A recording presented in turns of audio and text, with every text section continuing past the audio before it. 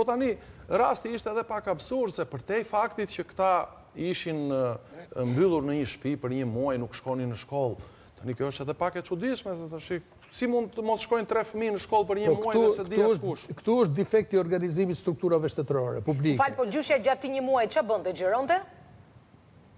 Po pikërisht, ky është Sepse problemi. këtu nuk është moral vetëm për fëmijët, këtu është moral për prindrit, për gjyshërimin, prindërimin, është moral shoqëror pra. Po edhe për këta njerëzit që uronin që vdekshe, ngordhshe, bofshe. Ne jemi një shtet që përveç këtyre rrjeteve sociale që arrin dhe i bëjnë publike ca gjëra, ne ligjet i kemi.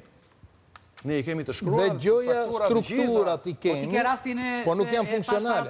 Rastin e fëmijëve të Sarandës, po, që nuk kishin muaj që si qonin në shkollë, edhe s'pyeste njëri fare i shkollë. Nuk i kishin pranuar në shkollë. Ke rastin e Marselës, tani që se lëm të bëjmë sim fëmijë. Tani, shiko, ka një marrëveshje të përbashkët që është e 2018-ës, më fal, midis Ministrisë së Shëndetësisë, Ministrisë së Arsimit dhe Ministrisë së Brendshme, që prek pak gjithë përfshirjen e fëmijëve në shkollë dhe këto mungesat e parësyeshme ose braktisjen e fëmijëve. Braktisjen e shkollës nga ana e fëmijëve, që t'jem më i saktë. Dhe përcakton në mënyrë shumë të saktë ajo marrëveshje, se si veprohet kur fëmija mungon disa ditë nga shkolla. Pra, mungon një javë fëmija nga shkolla, ngrihet një grup pune, informohen institucionet e Ministrisë së Brendshme për kace ato lokale. Do me thënë është ideja. Ideja është. Vetëm zbatimi ngelet. është shkruar, ma është marrëveshje ligjore, zyrtare. Pra, një muaj këta fëmijët nuk ishin shkuar në shkollë, i filmon gjyshja që të kujtohet shkolla që këta s'pas kanë shkuar në shkollë? Po duhe ngritur një grupune. Qa kërkon të gjyshja në këtë histori? Po kjo është tjetër gjë, ne po lerë tash se gjyshja nuk është institucion. Gjyshja është një pensioniste, gjyshja është një pensioniste që ajo gruaja i ka lënë djalin, edhe ajo kërkon marrë fëmijët. Se shumë e thjeshtë, kjo është logjika. Po nuk fa do t'i marrë ajo nuk e bëri videon që institucionet i merrnin fëmijët.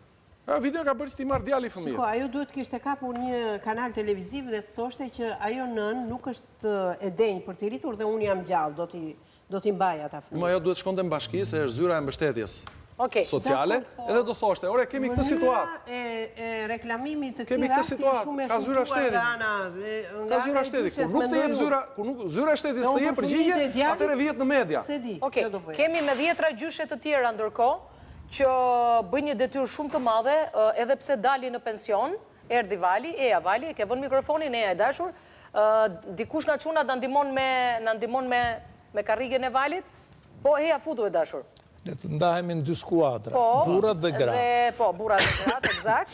Dhe ndërkohë që këta gjyshër, nuk është gjithmonë i keq modeli i gjyshërve, apo jo? Se ka gjyshër që nuk dalin kur në pension, vazhdon puna. Modeli i gjyshërve shqiptar, po më le 2 minuta, 20 sekonda i ta them, është modeli më i bukur në botë.